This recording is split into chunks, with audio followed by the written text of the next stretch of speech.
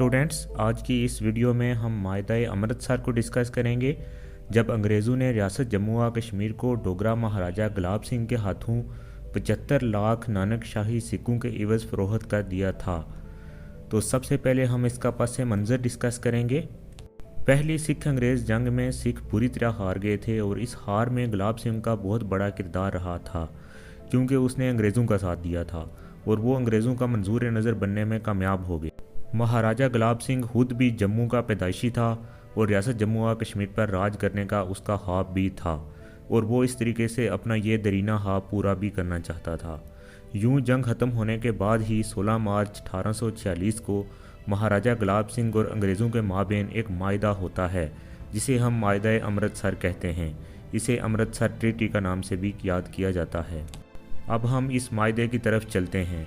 मायदा-ए अमृतसर की कुल 8 दफ़ात हैं, जिन्हें हम एक एक करके डिस्कस करेंगे।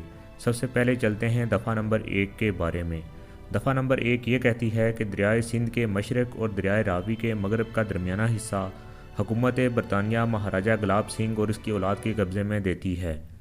दफ़ा नंबर 2 ये कहती है कि मशरक़ी सरहद का तयन महाराजा और अंग्रेज़ों की तरफ से बनाया गया कमीशन करेगा और इस सर्वे के बाद उनका तयन होगा।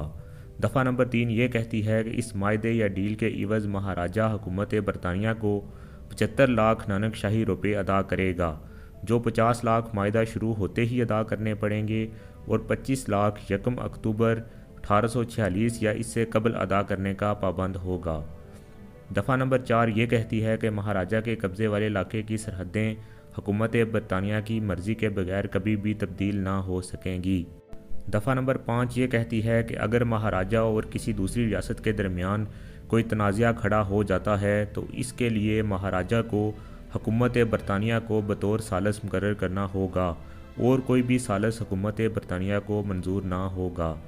दफ़ा नंबर 6 ये कहती है कि महाराजा गुलाब सिंह और उसके वरसा बरतानवी फ़ौज का साथ देंगे जब कभी भी रियासत के पड़ोस में हुकूमत बरतानिया के सिपाहियों को मदद दरकार होगी।